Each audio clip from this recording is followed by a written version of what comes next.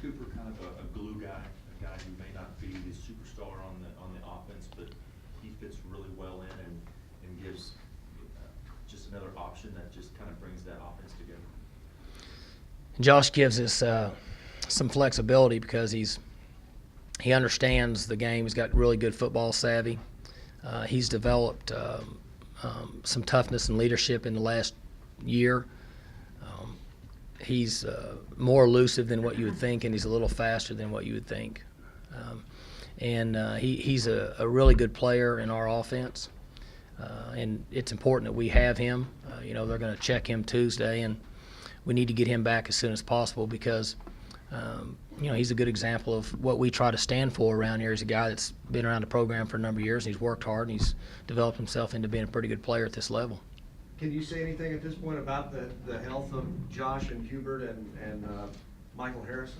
Well, Michael Harrison had surgery, and he's out. Hubert, we'll re-examine him tomorrow, and then Josh Cooper with a head injury.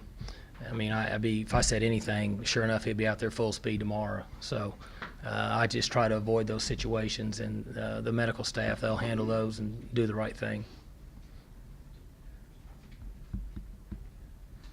Michael, you say Harrison's out. How long? Just this week? Don't know. And again, I'm not trying to avoid the question, but after what we've been through with Tolu and after what we've been through with Caleb, other than Victor knowing for sure now since his MRI's back, it's really hard for me to say. He had surgery to repair a finger, and those can go anywhere from 5 days to 5 weeks based on the recovery, and that's all that stuff's over my head, but it's hard for me to say how long it'll last. Mike, Brandon Whedon, Blackman, Hunter, they get a lot of the credit, a lot of publicity, but Dan Bailey's kind of right with them in terms of scoring. When he's perfect down the year and he's able to go long like he is, does that add a different level to this offense? Certainly gives you more flexibility. When you cross the 35-yard line, you get a lot of confidence in his ability to score points. And the other night he was really important in the outcome of the game. He kicks a long one to start the game where you maintain momentum because you move down the field. He kicks a field goal and keep your momentum. Then in the third quarter, he kicks a long one. When we were debating going for it, it's 4th and 6. Your percentages on 4th and 6 are less than 17%. And so you say, well, we're going to go ahead and let him kick it. And it was a 52-yarder. And I don't know what the percentage would be of coaches having the option with a field goal kicker to 52-yarder, but it's going to be pretty low, I would guess, that you would feel like that, one, he has enough leg, and two, that he's accurate enough to make that kick. If not, you just got to try to punt it and down him close. So he's been really good for us. But Dan is a great example of a guy that loves to play football. It's important to him. He works hard. And, he walked on our program, and, look where he's at now. Are there ongoing thoughts or discussions about mixing things up at all with your kickoff coverage unit? Well, there's a lot of discussions. But we did improve the other night. We were poor on the return, and we had 2 missed tackles. And the scheme that we had in place allowed for our players to be in position to make the play. And that doesn't mean we're pushing it all off on the players, but the first thing that we try to identify is the scheme not giving them a chance to have success. And we have altered our scheme in a couple areas to give them a chance to have more success. And so their overall grade as a group was better than it was in the weeks before.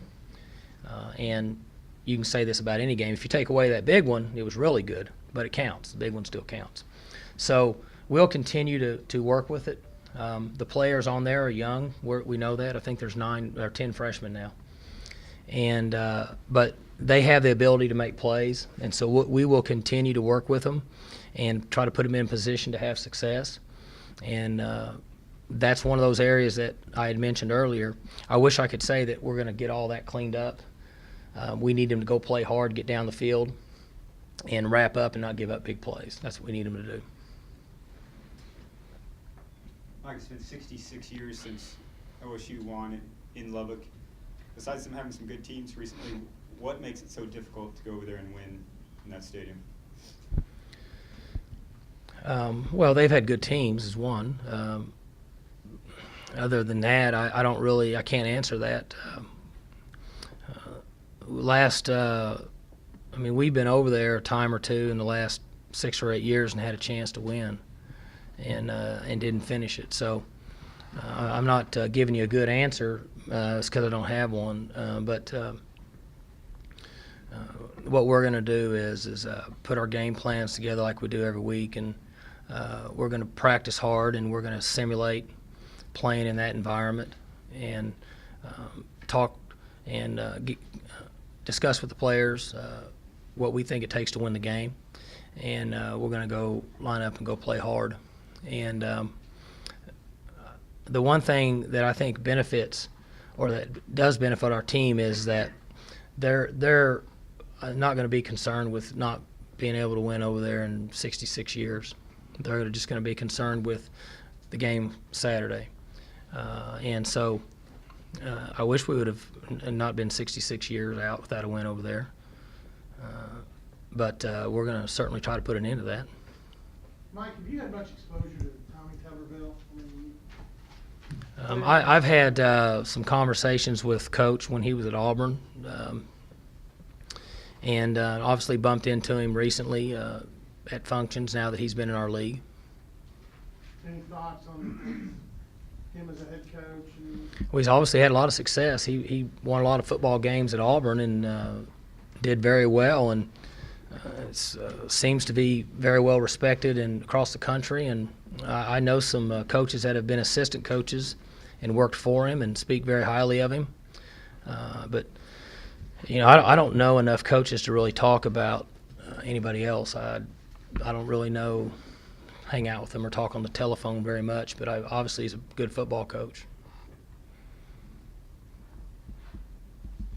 Good? All right.